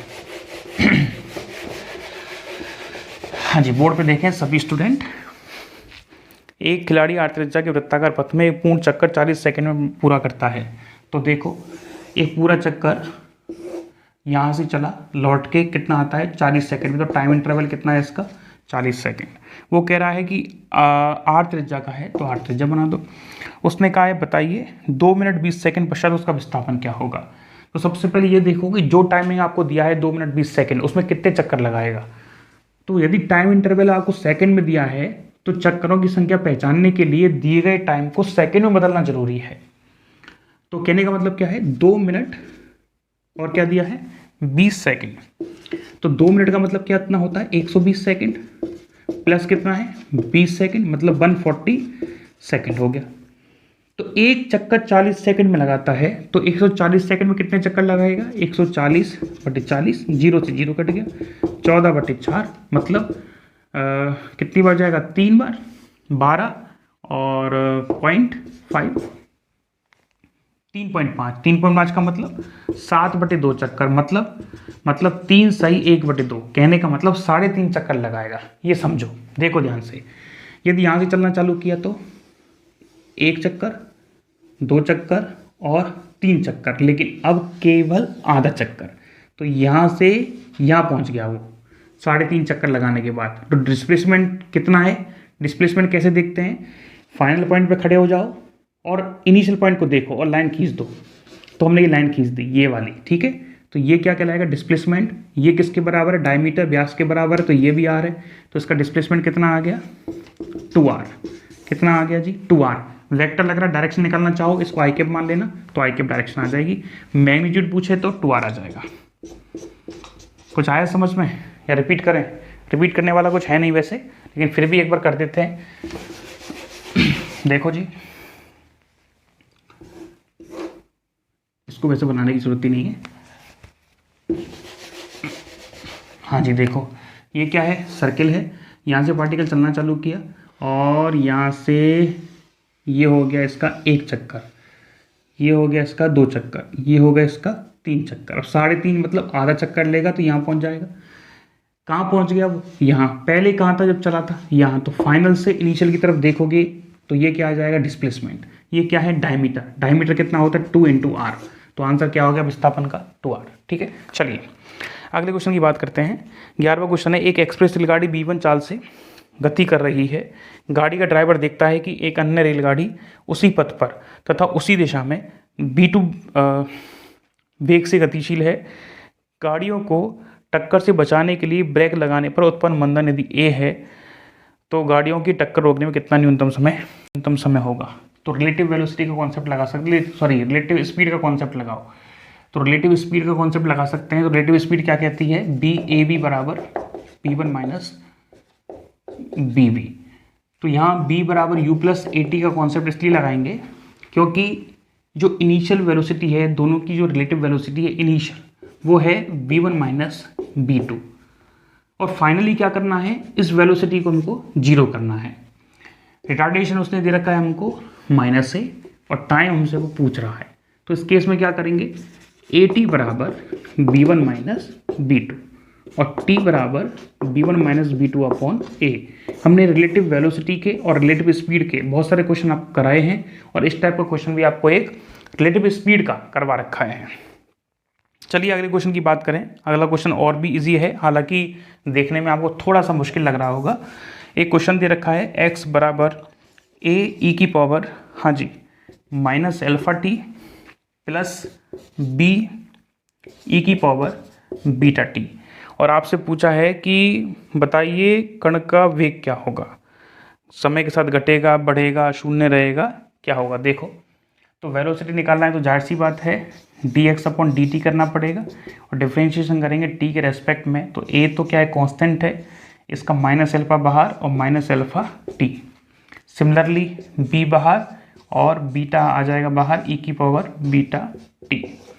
अब हमको इससे ही आइडिया लगाना है कि जब टाइम बढ़ेगा तो हमारी जो वेलोसिटी मिली है इस पर क्या चेंज आएंगे। तो देखो, जैसे ही टाइम बढ़ेगा तो ये क्वांटिटी तो क्या है? पॉजिटिव है, तो ये तो पॉजिटिव रिजल्ट देगी, मतलब टाइम के संग वेलोसिटी को इंक्रीमेंट करने में ये टर्म यूज होगी। बात करें इसकी, तो जैसे ही हम टाइम को बढ़ाएंगे तो ये जो क्वांटिटी है e की पावर माइनस अल्फा टी, ये घटेगी, लेकिन ये नेगेटिव में घट रही है, मतलब -2 है t बराबर 1 सेकेंड पे, और t बराबर 2 सेकेंड में टाइम बढ़ते ही वैल्यू तो घटी लेकिन -1 हो गई। तो इस केस में हमारे लिए तो फायदा ही है ना कि हम -2 से -1 पे पहुंच गए। फिर कहाँ पहुंचेंगे? -0.5 पे, फिर कहाँ पहुंचेंगे? 0 पे। तो हम धीरे धीरे तो वेलोसिटी को बढ़ा ही रहे हैं, ठीक है। तो इस केस में क्या होगा कि वेलोसिटी समय के साथ बढ़ेगी, चौथा ऑप्शन होगा। लेकिन एक तरीका और है इसको जज करने का कि सर हम इस तरह से हमको अच्छा नहीं लग रहा है, हम दूसरा तरीका अपना सकते हैं क्या? बिल्कुल अपना सकते हैं। ऐसा करो, एक्सेलरेशन निकालो। यदि आप एक्सेलरेशन निकालोगे तो dv अपॉन dt करोगे, और जैसे ही आप एक्सेलरेशन कैलकुलेट करोगे तो आप देखोगे कि यहाँ -a अल्फा तो है, लेकिन माइनस अल्फा e की पावर माइनस अल्फा टी और आ गया। सिमिलरली यहाँ पे b बीटा तो है, लेकिन बीटा e की पावर बीटा टी और आ गया। तो माइनस माइनस क्या हो गया? प्लस। तो क्या लिख सकते हैं? a अल्फा का स्क्वायर e की power minus alpha t plus b beta और स्क्वायर कर लीजिए e की पावर बीटा टी। तो यहाँ देखो पूरी क्वांटिटी कैसी है? पॉजिटिव में है। तो जैसे टाइम बढ़ाओगे तो टाइम बढ़ाते ही हमारी ये भी पॉजिटिव मिलेगा, ये भी पॉजिटिव मिलेगा। तो फाइनली जो एक्सेलरेशन वो क्या है? पॉजिटिव है। और एक्सेलरेशन यदि पॉजिटिव है तो वेलोसिटी बढ़ेगी with respect to time. Option D is correct. अगला क्वेश्चन चेक करते हैं। एक पिंड h ऊंचाई की मीनार से स्वतंत्रता पूर्वक छोड़ा गया है, फ्रीली ड्रॉप किया गया है। यह पिंड पृथ्वी तक पहुंचने में t सेकंड का टाइम लेता है। तो बताइए t/2 सेकंड के पश्चात पिंड की स्थिति कहाँ होगी? ये क्वेश्चन आपने सोचा होगा कि सर आंसर हमारा गलत है, हम तो ठीक करके आए थे पेपर में। इस क्वेश्चन के लिए आपके दिमाग में यही बात आई होगी, क्योंकि इसमें ऑप्शन में बहुत कुछ है। क्या है अभी पता लगेगा। हाँ जी, क्या कह रहा है कि h ऊंचाई वाली एक मीनार से, बिल्डिंग से, ये है h ऊंचाई वाली कोई मीनार, और यहाँ से एक पार्टिकल को फ्रीली छोड़ा गया है, दैट इज u बराबर 0। उसके बाद कहा गया है कि यह पिंड पृथ्वी तक पहुँचने में t सेकंड लेता है। ठीक है भाई, कितना समय लेता है यहाँ से यहाँ तक पहुँचने में? t सेकंड लेता है। t/2 सेकंड के पश्चात पिंड की स्थिति कहाँ होगी? तो हाफ टाइम के बाद पूछ रहा है, कितना टाइम के बाद? t/2 टाइम के बाद पार्टिकल की पोजीशन क्या होगी। तो हम तो ऐसा करते हैं, यहाँ से अपनी पोजीशन चालू कर देते हैं। तो देखो, सबसे पहले s बराबर ut प्लस हाफ AT² लिखें तो हमको ये पता चलेगा कि यदि हम इस पॉइंट से, ए पॉइंट से आखिरी पॉइंट पे आए तो हाइट कितनी कवर करते हैं? -h। यदि इसको कैपिटल H लिखते हैं, स्मॉल h है कैपिटल H? स्मॉल h है, तो कितनी है? Small h। और यहाँ क्या लिखेंगे इसको? -h। क्यों लिखेंगे -h? -h क्यों लिखेंगे? क्योंकि हम पार्टिकल को नीचे की तरफ लेके आ रहे हैं, तो डिस्प्लेसमेंट हमारा नीचे की तरफ है। तो क्या लिखेंगे अपन लोग? -h। u कितना है? फ्रीली ड्रॉप है तो 0, हाफ a कितना है? -g और t²। तो हम क्या कह सकते हैं? माइनस से माइनस कट जाएगा तो h बराबर हाफ GT²। सर ये क्यों निकाला आपने? ये तो क्वेश्चन में दे रखा है कि h हाइट को कवर करने में t सेकंड लगता है, तो हमने निकाल दिया कि h बराबर कितनी है? Half GT²। अब हमसे पूछा है नहीं नहीं सर आप तो t/2 में निकालो, तो ठीक है, s डैश मतलब h निकालना है कितने समय में? t/2 टाइम में। तो क्या निकालेंगे? u t/2 plus half a t/2 का होल स्क्वायर। तो h t/2 निकालना चाहते हैं, u कितना है? 0, हाफ ये कितना है जी? माइनस, बोलो, -g और t²/4। h t/2, ध्यान रखना जब नीचे की तरफ पार्टिकल आ रहा है तो हाइट भी क्या होगी? नेगेटिव में होगी। नेगेटिव नेगेटिव क्या हो जाएगा? पॉजिटिव। तो h t/2 बराबर हाफ GT² मल्टीप्लाई बाई 1/4, क्योंकि 1/4 चल रहा है। देखो जरा, 1/2 GT², 1/2 GT² h है, तो क्या लिख सकते हैं? h t/2 बराबर h/4। ये लो जी आंसर। अब कई सारे बच्चे सोच रहे होंगे सर आपकी आंसर की गलत है, हमारा भी आंसर h/4 ही आया था, लेकिन ऑप्शन में दे रखा है d, जमीन से 3h/4। तो बुद्धि लगाओ, हम जो मोशन डिस्कस कर रहे हैं ये ऊपर से डिस्कस कर रहे हैं, और हमारी जो हाइट आई है ना वो यहाँ से h/4 आई है, ऑप्शन में दे रखा है जमीन से, तो यहाँ से कितनी बचेगी? 3h/4। रिपीट कर रहे हैं पूरा सवाल, वापस देख लो एक बार। क्वेश्चन में कहा गया है कि मीनार के हाईएस्ट पॉइंट से किसी पार्टिकल को फ्रीली छोड़ने पर, जैसे ही फ्रीली ड्रॉप आए, छोड़ना आए, स्वतंत्रता पूर्वक छोड़ना आए, u बराबर 0, ठीक, नीचे छोड़ा गया है तो t टाइम के बाद पे h ऊंचाई कवर कर लेता है। तो हमने क्या किया, यहाँ से h ऊंचाई की वैल्यू निकाल दी, नीचे की तरफ है तो -h ले लिया, इनिशियल वेलोसिटी 0 है, हाफ -g t², क्योंकि t टाइम लग रहा है, तो h की वैल्यू ये आ गई। अब क्या करना है, अब ये कहा है कि t/2 टाइम के बाद बताओ कितनी दूरी या कितनी विस्थापन वो कवर करेगा। तो हमने क्या किया, यहाँ से t/2 टाइम ले लिया, कहाँ से? u बराबर 0 से ले लिया, हाफ g, ठीक है, और t/2 टाइम है तो t/2 का होल स्क्वायर लिख दिया। यहाँ हमने देखा कि हाफ GT² बन रहा है जो h के बराबर है, तो h/4 आ गया। ठीक है, चलिए अगला क्वेश्चन बात करते हैं। इस टाइप का क्वेश्चन हमने कॉपी में और करवा रखा है एक, ये तो एक टाइप है, एक टाइप और है इसकी, और वो टाइप कुछ ऐसी है कि माना किसी बिल्डिंग के हाईएस्ट पॉइंट से किसी पार्टिकल को छोड़ा जाता है और वह आखिरी सेकंड में कुल ऊंचाई का कुछ भाग, जैसे फॉर एग्जांपल हमने जो करवाया था वो 9/25वां भाग तय करता है। तो बताइए t बराबर 2 सेकंड में कितना कवर करेगा, ऐसा न्यूमेरिकल करवा रखा है। ठीक है, देख लेना, इस टाइप के न्यूमेरिकल भी एग्जाम पेपर में आ जाते हैं, अगले टेस्ट में दे देंगे यदि पॉसिबल होगा तो। बाकी का 2 क्वेश्चन करवाए थे ऐसे, कुछ याद है हमको। एक कण 10 मीटर त्रिज्या के अर्धवृत्त में 5 सेकंड में घूमता है तो कण का औसत वेग करवा रखा है, डेमो क्लासेस में करवा रखा है। ये तो क्या करवाया था बताओ? ये सारे क्वेश्चंस जो हैं किसी ना किसी एग्जाम पेपर में पूछे गए हैं, घर से या मन से कोई क्वेश्चन नहीं बनाया है, क्योंकि हम चाहते हैं रियलिटी सबके सामने आए। 10 मीटर त्रिज्या का एक अर्धवृत्त है, ये लो जी। उसने तो अर्धवृत्त की कहा है भैया, आप पूरा वृत्त काहे बना दिए। उसने कहा है कि अर्धवृत्त में घूमता है, तो ठीक है अर्धवृत्त में घुमा देंगे। यहाँ से यहाँ चला, यहाँ चला, यहाँ चला और यहाँ पहुँच गया। ये लो जी, कितना त्रिज्या है इसका, 10 मीटर त्रिज्या है। होने दो। कण का औसत वेग पूछ रहा है। हम तो जानते हैं सर, हमको अच्छे से पता है वेग में क्या होता है, विस्थापन बटे समय। कितना टाइम लेता है पहुंचने में, 5 सेकंड का लेता है। तो विस्थापन क्या है जी, यहाँ से यहाँ तक बताइए कितना दूरी है, 10 + 10, क्योंकि डायमीटर के बराबर है 20/, समय कितना है जी, 4 सेकंड है 5 सेकंड है, 5 सेकंड का समय लेता है। कितना आ गया, 4 मीटर पर सेकंड। लो जी आंसर आ गया, कितना आ गया, 4 मीटर पर सेकंड। अब सोचो यदि एक अभी 3.5 चक्कर वाला क्वेश्चन करवाया था। सोचो यदि पार्टिकल 3.5 चक्कर लगाता है 10 सेकंड में, मान लो क्वेश्चन दे रखा है कि एक पार्टिकल जो है 3.5 चक्कर लगाता है 10 सेकंड में, तो उसका वेग क्या होगा।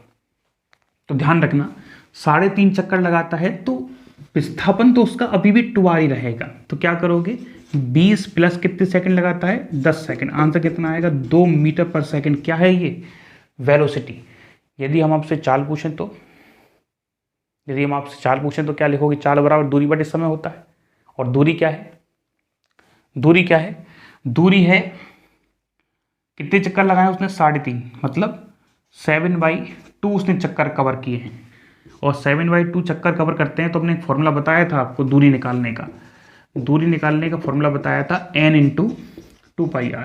तो n कितना है, 7/2 और 2πr, 2 से 2 कट गया तो 7πr। r कितना है, 10। कितना टाइम लगता है इसको, ये कितनी आ गई दूरी। अब बताओ चाल कैसे निकालेंगे, चाल बराबर होता है दूरी बटे समय। दूरी कितनी है, 7π × 10 अपॉन में क्या करेंगे, कितना समय लगा उसको, 10 सेकंड का। कितना आ जाएगा आंसर, 7π मीटर/सेकंड। ठीक है, चलिए आगे बढ़ते हैं। M1 M2 M3 द्रव्यमान के 3 भिन्न भिन्न वस्तुएं हैं। M1 M2 द्रव्यमान के 3 भिन्न भिन्न वस्तुएं हैं। चलिए, ये कह रहा है कि 3 वस्तुएं घर्षणहीन मार्गों पर या भिन्न भिन्न मार्गों पर आ रही हैं। तो बताइए गिरना प्रारंभ करती है तो u = 0 है। पृथ्वी पर पहुंचने में वेगों का अनुपात क्या होगा। ठीक है, तो ऊपर से क्या हो रहा है, यहाँ से M1 पार्टिकल, यहाँ से M2 पार्टिकल, यहाँ से M3 पार्टिकल गिर रहे हैं भाई ऊपर से। ठीक है, और पृथ्वी पर पहुंचने पर 3 विभिन्न घर्षणहीन मार्गों पर एक ही बिंदु O से, एक ही बिंदु से गिर रहे हैं। तो पृथ्वी पर पहुंचने में तो माना h ऊंचाई के पार्टिकल हैं, तो एक ही बिंदु है सबका और अलग अलग मास के हैं। तो बताइए कितना वेगों का अनुपात होगा जब ये टकराएंगे यहाँ पे। ठीक है, तो हम मान लेते हैं या V1 होगा या V2 होगा या V3 होगा। क्या दे रखा है, h दे रखा है। क्या दे रखा है, और इसका भी प्रारंभ से, इसका भी प्रारंभ से, इसका भी प्रारंभ से। तो देखो कौन सा फॉर्मूला लगाएंगे, b² = u² + 2as। b निकालना चाहते हैं पहले के लिए, तो u1² 2 - g और s मतलब h -h, क्योंकि नीचे की तरफ है तो माइनस लेना पड़ेगा। हाँ जी, कई सारे बच्चों ने जवाब दिया होगा कि सर भारी पार्टिकल सबसे पहले पहुंचेगा, सबसे ज़्यादा वेलोसिटी से पहुंचेगा। नहीं भैया, बराबर वेलोसिटी से पहुंचेंगे। कैसे, चेक करते हैं। b1² u कितना है, 0 + 2 माइनस प्लस हो गया 2gh, और b1 क्या हो गया, √2gh। b2² बराबर भी 0 + 2gh, तो b2 बराबर √2gh। ऐसे ही क्या आ जाएगा, b3। तो तीनों पार्टिकल बराबर वेलोसिटी से पहुंचेंगे तो 1:1:1 आंसर होगा। अरे क्यों पड़ेगा मास का इफेक्ट, समान स्पीड से चल रहे हैं, वो समान एक्सेलरेशन लग रहा है, सेम हाइट है, और हमारी इक्वेशन तो मास पे डिपेंड ही नहीं करती। तो आंसर क्या आएगा, 1:1:1। 150 मीटर लंबी ट्रेन 45 किमी पर आवर की नियत चाल से गतिशील है। 850 मीटर लंबे पुल को पार करने में कितना समय लेगी? ये तो रिलेटिव वेलोसिटी का क्वेश्चन है और बहुत ही आसान क्वेश्चन है, जैसा अभी अभी हमने करवाया था वैसा ही क्वेश्चन है। तो क्या लिखेंगे ऐसे केस में? टाइम निकालना है तो कुल दूरी क्या है? 150 मीटर की तो ट्रेन है और 850 मीटर का क्या है? पुल है, और इसको 45 किमी पर आवर की स्पीड से पार कर रही है। तो 45 किमी पर आवर। अब देखो ध्यान रखना, यहाँ मात्रक का कोई प्रॉब्लम है, यूनिट सिस्टम को लगाना पड़ेगा। ऊपर क्या लिख रखा है आपने? मीटर में, नीचे किलोमीटर पर आवर में आप नहीं लिख सकते। तो नीचे जो वेलोसिटी लिखोगे वो भी मीटर पर सेकंड में लिखोगे। तो 45 किलोमीटर पर आवर को मीटर अपॉन सेकंड में बदलने के लिए हमेशा ध्यान रखना 5/18 का गुणा कर देना। कहाँ से आया 5/18? इसको 1000 मीटर लिख सकते हैं, इसको 3600 सेकंड लिख सकते हैं। सॉल्व करोगे तो 5/18 आ जाएगा। आपको देख के पता चलेगा कि यहाँ पे हम लिख सकते हैं, कितना लिखेंगे बताइए? 3 से कितनी बार चला गया? 6 बार, ये 15 बार, ये 2 बार, ये 5 बार, 25/2 मीटर पर सेकंड। तो यहाँ क्या लिख सकते हैं? सीधा सीधा 25/2। ऊपर से जोड़ो जरा, 1000 आ गया होगा, नीचे क्या है? 25/2 और 2 का मल्टीप्लाई करेंगे तो 2000/25, 2 ऊपर चला जाएगा। देखो कितना आया? 80 सेकंड। ठीक है, 80 सेकंड। आप कहोगे सर ये बताओ कि ये क्यों जोड़ते हैं? अरे देखो यार, ये कोई पुल है, ठीक है, जिसके अंदर से हम मान लेते हैं कि ये कोई पुल है जिसके अंदर से पटरियां जा रही है, इसके अंदर ट्रेन घुसने वाली है और यहाँ बाहर निकलेगी। तो यहाँ जब ट्रेन एंट्री लेगी, ये कह रहा है पुल को कब पार करेगी? जब यह ट्रेन एंट्री लेगी तब से टाइम चालू करेंगे, और जब यहाँ से ट्रेन निकलेगी, यहाँ से ट्रेन निकलना चालू हो गई। अब ट्रेन कहाँ चल रही है? इसके अंदर चल रही है। तो ट्रेन जब तक पूरी नहीं निकल जाएगी तब तक हमारा टाइमर चलता रहेगा। तो एक तो ट्रेन अपनी लेंथ को कवर करेगी और एक इसकी लेंथ को कवर करेगी। तो दोनों की लेंथ को एक साथ कवर करने के कारण हम जोड़ देते हैं। बात आया समझ में? यदि ट्रेन की जगह एक व्यक्ति होता तो हम केवल 850 मीटर लिखते, क्योंकि व्यक्ति की कोई लंबाई नहीं है। जैसे वो एंटर करेगा तो ये लेंथ को कवर करेगा, जैसे वो बाहर आ जाएगा। लेकिन ट्रेन खुद की लंबाई भी तो लेके चल रही है। तो ट्रेन का इंजन जब एंट्री करेगा तब से टाइमर अपन चालू करेंगे। तो पहले तो वो कवर करेगा इसका डिस्टेंस, किसका? 850 का। उसके बाद जैसे इंजन बाहर निकलेगा तो ट्रेन पूरी बाहर निकलेगी, तो पूरी लंबाई उसकी भी काउंट करोगी, क्योंकि पार कब माना जाएगा? जब पूरी ट्रेन बाहर आ जाएगी। ठीक है, इसलिए चलिए क्वेश्चन नंबर है 17, और ये बहुत आसान क्वेश्चन है, इसके बारे में भी बातचीत कर लेते हैं हम लोग।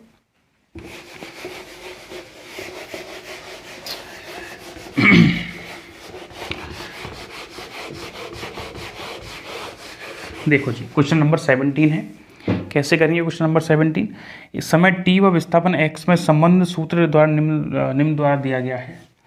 टी बराबर अल्फा एक्स स्क्वायर। सर बहुत अच्छा क्वेश्चन है ये, कई सारे बच्चों से हो गया होगा, कई सारे बच्चों से नहीं हुआ होगा। पूछ रहा है अवबंधन क्या होगा। कहने का मतलब आपसे पूछ रहा है कि त्वरण निकालना है। सर यदि ये रिलेशन कुछ इस टाइप का होता ना तो बड़ा मज़ा आ जाता, और हो सकता है आपने मिसप्रिंट कर दिया हो, क्योंकि इसका तो हम dx/dt तुरंत कर देते और आंसर आ जाता। लेकिन नहीं साहब, मास्टर जी ने जो आपको दिया है ना वो यही दिया है, नीचे वाला नहीं दिया, और आपको इसी में अपना कॉन्सेप्ट फॉलो करना है। तो हमारा अल्टीमेट टारगेट क्या है? हमारा अल्टीमेट टारगेट तो है dx/dt निकालना, फिर उसका एक बार और डिफ्रेंशिएशन करना। लेकिन सोचो, आप कर दो डिफ्रेंशिएशन x के रेस्पेक्ट में, तो dt/dx यदि हम कर दें तो 2αx प्लस बीटा आएगा कि नहीं आएगा? आएगा। सर dx/dt वेलोसिटी होती है, तो ये क्या होगा? 1 वेलोसिटी, उल्टा ही तो है, 2αx प्लस बीटा। ऐसे केस में यदि हम x को सेपरेट कर लें तो कर लो सर, तो क्या लिखेंगे? 1 बीटा माइनस बीटा बराबर 2αx, और x बराबर 1/2α 1/v माइनस बीटा। आ गया x, आ गया सर। डिफ्रेंशिएशन करो जरा एक बार। dx/dt बराबर 1/2α, कॉन्स्टेंट है, डिफरेंशिएशन b का भी होगा क्योंकि वेलोसिटी भी टाइम भी डिपेंडेंट है, t के रेस्पेक्ट में होगा तो क्या लिखेंगे 1/b² dv/dt बीटा हो गया। चलिए तो dx/dt को क्या लिख सकते हैं सर, ये तो वेलोसिटी होती है, ये क्या है जी 2α, हाँ जी माइनस क्या है b², देखो dv/dt क्या होता है एक्सेलरेशन इनटू बीटा, 2α को इधर लेके आना जरा 2αb, माइनस भी ले आओ, कितना बच रहा है इधर a/b², और ये बीटा का 0 होगा, ये क्या लिख दिए, सॉरी बीटा का क्या होगा 0, तो a/b²। अब देखो a निकालना है तो a बराबर -2α/b3, ये आंसर आ गया। कैसे सर, माइनस तो ऑप्शन में है ही नहीं, अरे उसने पहले ही कह रखा है मंदन है, तो मंदन के कारण क्या है माइनस, आपसे मैग्नीट्यूड पूछा है तो a बराबर 2α/b³। अगला क्वेश्चन आपको कॉपी में सीधा करवा रखा है, जब समान समय अंतराल पूछे तो b1 प्लस b2/2, और जब समान लंबाई वाला कॉन्सेप्ट दे तो 2b1v2/v1+b2 करवा रखा है आपको हमने। और ये बहुत फेमस सवाल है, हमेशा अक्सर पूछे जा रहे हैं, ठीक है, ध्यान रखना इन सवालों को। फिर भी एक बार और समझा देते हैं। एक व्यक्ति है जो आज सीधी सड़क पर प्रथम, ये सीधी सड़क है, प्रथम आधे समय में b1 चाल से, अगले आधे समय में b2 चाल से गति करता है, तो बताइए औसत चाल क्या होगी। तो देखो औसत चाल निकालने के लिए टोटल दूरी लिख देते हैं हम एक बार, कुल दूरी बटे क्या लिखोगे कुल समय। तो कुल दूरी क्या है, माना कि इसमें वो दूरी तय करता है x1, इसमें दूरी तय करता है वो x2, तो x1 प्लस x2 टाइम कितना लगता है इसमें t/2, इसमें t/2। t/2 क्यों लिखा है सर, कोई बात नहीं t लिख लो, समान समय लगता है तो t मान लो, तो क्या आ जाएगा t और t। मतलब क्या है कि समान समय में दूरी तय करता है, तो आधा माना कुल टाइम यदि आपने t मान लिया कि कुल टाइम a से b तक पहुंचने में t लगता है, तो ये कितना हो जाएगा आधे समय में b1 चाल से और आधे समय में b2 चाल से, तब क्या लिख दोगे t/2। ठीक है, कई सारी बुक्स में क्या करते हैं, ये कहते हैं कि ये जो समय है वो t है, ये जो समय वो t है, तो 2t आ जाएगा, कोई अंतर नहीं आता। ठीक है, चलिए तो x1 x2, अब हमारे पास t/2 ठीक है, लेकिन x1 की वैल्यू नहीं है, तो क्या करेंगे, क्या जानते हैं हम x बराबर vt, मतलब दूरी बराबर चाल इंटू समय, तो x1 क्या होगा b1 इंटू t/2 और x2 बराबर b2 इंटू t/2। x1 बराबर क्या होगा b1 इंटू t/2, वैल्यू लिखो b1 into t/2 b2 into t/2 upon t/2 कितना हो गया t, ऊपर से t कॉमन आ रहा है, सॉरी t/2 कॉमन आ रहा है पूरा b1 प्लस b2, नीचे क्या है t से t कट गया, आंसर कितना आया b1 plus b2/2, that is b। Option कौन सा है जी, ऑप्शन बी दे रखा है। हाँ जी, देखिए क्वेश्चन नंबर 19। एक व्यक्ति बस से 45 मीटर पीछे है, बस विराम से चलना प्रारंभ करती है और 2.5 मीटर पर सेकंड स्क्वायर के त्वरण से त्वरित है। तो बताइए जो व्यक्ति है न्यूनतम कितना वेग से दौड़े कि वे बस को पकड़ ले। इस टाइप का जो क्वेश्चन है उसमें वैसे तो वेलोसिटी देता है पार्टिकल की, मतलब व्यक्ति की या स्कूटर की, और आपसे पूछा जाता है कि कितने टाइम के बाद पकड़ेगा, लेकिन ये क्वेश्चन थोड़ा और एडवांस है। मतलब क्या कहना चाहते हैं समझो, यदि वो ये कहता, दो क्वेश्चन बनते हैं इसमें। पहला क्वेश्चन तो ये बनता है कि एक बस जो है वो u बराबर 0 उसका प्रारंभिक वेग है, और इसने कह रखा है कि a त्वरण से, जो भी इसने दे रखा है 2.5 मीटर पर सेकंड स्क्वायर से चलना प्रारंभ करती है। पहला जो टाइप बनता है वो ये बनता है कि एक व्यक्ति है और वो जो व्यक्ति है वो इसके पीछे 20 मीटर पर सेकंड की स्पीड से भाग रहा है और ये इससे 45 मीटर की दूरी पे है, तो बताइए कब पकड़ लेगा। ये क्वेश्चन एक बनता है। तो इस केस में क्या करते हैं, हम मानते हैं कि सर वो यहां से x दूरी पे पकड़ता है, कितना x दूरी पे, तो बताइए ये व्यक्ति कितना चल पाएगा 45 प्लस x। कुछ आया समझ में। ये व्यक्ति जब बस को यहां पकड़ेगा तो दोनों को यहां पहुंचने में समान समय लगेगा, क्योंकि ये जा रहा है 20 मीटर पर सेकंड की स्पीड से और ये जा रहा है इतने त्वरण से। तो जब दोनों की गति को एक साथ चालू करेंगे तो यहाँ दोनों मिल जाते हैं, तो दोनों इस पॉइंट पे जब पहुंचेंगे तो समान समय लेते हैं। तो बात करते हैं पहले बस के लिए, तो बस के लिए बात करेंगे तो s बराबर U T plus half A T square. S कितना है, बस ने कितनी दूरी तय की है x, इनिशियल वेग कितना है बस का 0, 1/2, एक्सेलरेशन कितना है उसका 2.5, टी कितना है मान लिया टी स्क्वायर है, टी समय के बाद बस यहाँ पहुँच जाती है। अब बात करें यदि पर्सन के लिए तो s बराबर U T plus half A T square. हाँ जी, s कितना दे रखा है, व्यक्ति t टाइम के बाद कहाँ पहुँचता है, यहाँ कितनी डिस्टेंस कवर करके 45 प्लस x। इनिशियल वेग कितना है उसका 20, टाइम t लगता है, एक्सेलरेशन है नहीं क्योंकि कांस्टेंट वेग से वो जा रहा है। तो हम क्या कर सकते हैं, x की वैल्यू यहाँ से कितनी आ गई 45 प्लस x की वैल्यू कितनी है देखो 1/2, 2.5 इंटू टी स्क्वायर बराबर 20t। तो देखो ये जो t में एक क्वाड्रेटिक इक्वेशन बन गई है, द्विघात समीकरण बन गई है। तो यहाँ से हम t का वैल्यू कैलकुलेट कर लेते हैं। तो t का वैल्यू वो आ जाता है कि बस इस व्यक्ति को या ये व्यक्ति बस को कहाँ पकड़ेगा, कितने समय बाद पकड़ेगा। ये बनता है पहला टाइप। जो आपको क्वेश्चन दिया है वो सेकंड टाइप का दिया है, और सेकंड टाइप में ये वेलोसिटी भी आपको गिवन नहीं है, ना आपको टाइम दिया गया है। आपसे कहा गया है कि वह मिनिमम वेलोसिटी बताओ जिसके हेल्प से ये इसको पकड़ ले। तो ऐसे क्वेश्चंस को कैसे करते हैं,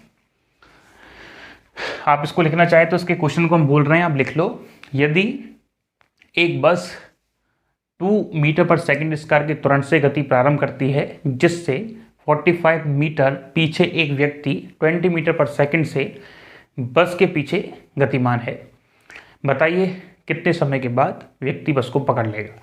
तो ये न्यूमेरिकल बनता है इस टाइप से। अगला जो न्यूमेरिकल है आपको एग्जाम पेपर में दिया है, उसके बारे में डिस्कस करते हैं। एक व्यक्ति वापस बना रहे हैं डायग्राम, ठीक है। यहाँ क्या है, बस है और जो जा रही है a बराबर 2 मीटर पर सेकंड स्क्वायर, और ये है u बराबर 0। यहाँ एक व्यक्ति हैं जो u वेग से चल रहे हैं, हमको निकालना है कि मिनिमम वेग कितना होगा, कितनी दूरी पे है 45 मीटर, पकड़ते कहाँ है ये x दूरी पे, टोटल कितनी हो गई 45 प्लस x। अब मानते हैं पहले बस के लिए, बस यहाँ तक पहुँचती है तो टी टाइम लगता है, और व्यक्ति यहाँ तक पहुँचता है तब भी टी टाइम लगता है। तो ये मान लेते हैं हम कि माना टी समय के बाद व्यक्ति बस को पकड़ लेता है। मतलब ये भी कह सकते हैं कि ज़्यादा ये फाइनल पॉइंट मान लें अपन बी, तो हम ये भी कह सकते हैं कि बस तथा व्यक्ति दोनों टी समय बाद वी बिंदु पर एक साथ पहुंचते हैं। हमें ऐसा लगता है दूसरी वाली लैंग्वेज ज़्यादा इजी है, ठीक है। चलिए, अब इसका मतलब क्या है, इसका मतलब यह है कि बस के लिए बात करें तो पहली बात करते हैं बस के लिए। तो s बराबर U T plus half A T square. S क्या है जी, कितनी डिस्टेंस कवर की है x, u कितना है 0, हाफ थोड़ा कितना दे रखा है 2.5, और टी स्क्वायर समय लग रहा है। बात करते हैं व्यक्ति के लिए, तो व्यक्ति का देख लिए कितना डिस्टेंस कवर करता है वो 45 प्लस x बराबर इनिशियल वेलोसिटी कितनी है u है, टाइम कितना लगता है t, एक्सेलरेशन है नहीं, ठीक है। तो दो इक्वेशन बन गई हमारे पास, एक बन गई व्यक्ति के लिए और एक बन गई बस के लिए। चलिए, तो इक्वेशंस को एक दूसरे की हेल्प से कवर करते हैं। तो देखो यहाँ एक चीज़ आपको दिख रही होगी, क्या दिख रही होगी, यदि हम x का वैल्यू यहाँ लिख दें तो 45 प्लस x का वैल्यू कितना आ रहा है ऊपर से हाफ 2.5 टी स्क्वायर बराबर यू टी, कितना आ रहा है जी यू टी। हम u को यदि सेपरेट कर लें तो 45/t, ठीक आ रहा है क्या, प्लस हाफ 2.5t, ऐसा लिख सकते हैं। देखो जरा u को लिख सकते हैं क्या, हमने x का वैल्यू वहाँ पुट कर दिया है हाफ 2.5t स्क्वायर में और t को डिवाइड कर दिया तो u आ गया, ठीक है। अब देखो हम बचपन में पढ़े हैं कि यदि हमको वो समय चाहिए जिस पर हमारा वेग न्यूनतम है तो क्या करते हैं, du/dt बराबर 0। वह समय निकालने के लिए जिस पर हमारा वेग न्यूनतम है तो डिफरेंशिएशन करते हैं, उसको 0 कर देते हैं। और इसका कारण भी हमने ऐसा क्यों करते हैं, उसका कारण हमने वेव एंड ऑसिलेशन में समझा रखा है। क्योंकि न्यूनतम स्थिति में जो स्लोप होता है, जैसे ये ग्राफ यदि u और t के बीच में बन रहा है तो न्यूनतम स्थिति में जो स्लोप होगा वो 0 होगा। और स्लोप क्या होता है, y/x। y क्या है, u, और x क्या है, t। तो स्लोप 0 होने के कारण हम 0 मान लेते हैं और वो टाइम क्या करते हैं, कैलकुलेट कर लेते हैं। चलिए तो बात करते हैं du/dt बराबर 0। डिफ्रेंशिएशन किया तो du/dt जो कि 0 के बराबर है, ये आ जाएगा 45t² माइनस करके और plus plus plus plus half 2.5। ठीक है, अब ये 0 हो गया तो इसको इधर ले आओ, 45/t² बराबर हाफ 2.5 और इसको 5/2 लिख देते हैं, थोड़ा कैलकुलेशन आसान हो जाएगा। तो देखो 5 से ये 9 बार चला गया, ये इधर जाएगा तो 9 चौका 36 हो जाएगा, बराबर t² आ गया और t बराबर आ गया 6 सेकंड। तो वो समय आ गया 6 सेकंड के बाद। 6 सेकंड के बाद ये दोनों यहाँ पहुँच जाएंगे। अब हमारे लिए u निकालना बहुत आसान है। कौन सी इक्वेशन से u निकालना चाहते हैं बताइए। ऐसा करते हैं, इससे निकाल देते हैं। इससे निकालने की क्या ज़रूरत, ऊपर वाले से निकल जाएगा क्या, ऊपर वाले से। चलिए अब निकालना आसान हो गया है तो इसको हटा दें।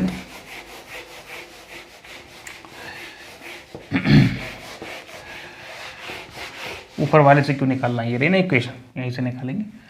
u बराबर 45/t कितना है जी, 6 सेकेंड, प्लस 1/2, इसको 5/2 लिख देते हैं और यहाँ लिख दें कितना, 6 सेकेंड।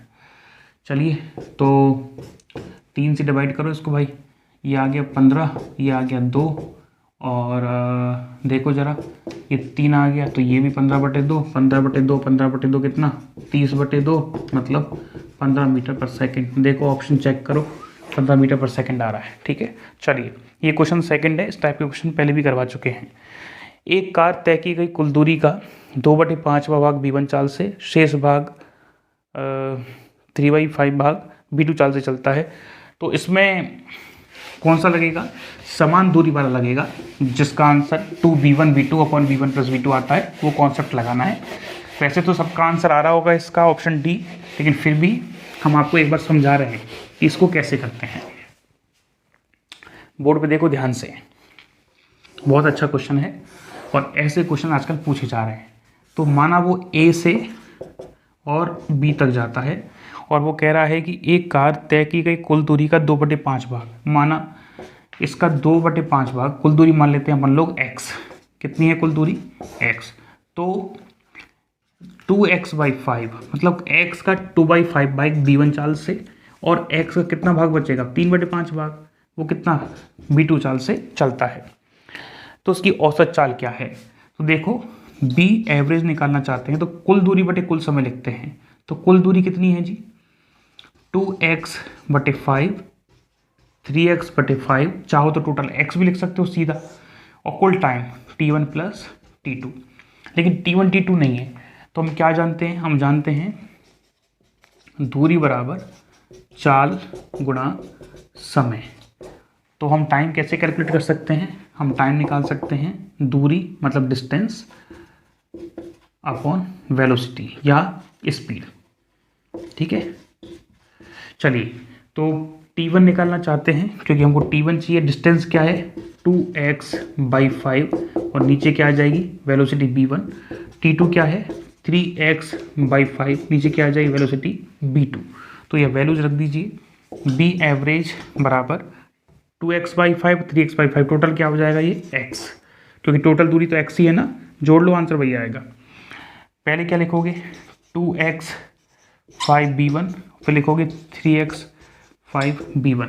देखो नीचे से क्या आ रहा है, सॉरी b2, नीचे क्या आ रहा है 5 कॉमन आ रहा है, ऊपर ले जाओ 5x अपॉन, नीचे से देखो x भी कॉमन आ रहा है, हाँ जी क्या बच गया 2/b1 और 3/b2, x से x कट गया, ऊपर लिख रहे हैं ध्यान से समझना 5 क्या आ गया नीचे 2/B1 और 3/B2, एलसीएम ले लो 5/2 3B1 और B1 B2 ऊपर चला जाएगा तो 5B1 B2 2B1 sorry B2 plus 3B1, option check कर लो, डी आ रहा है।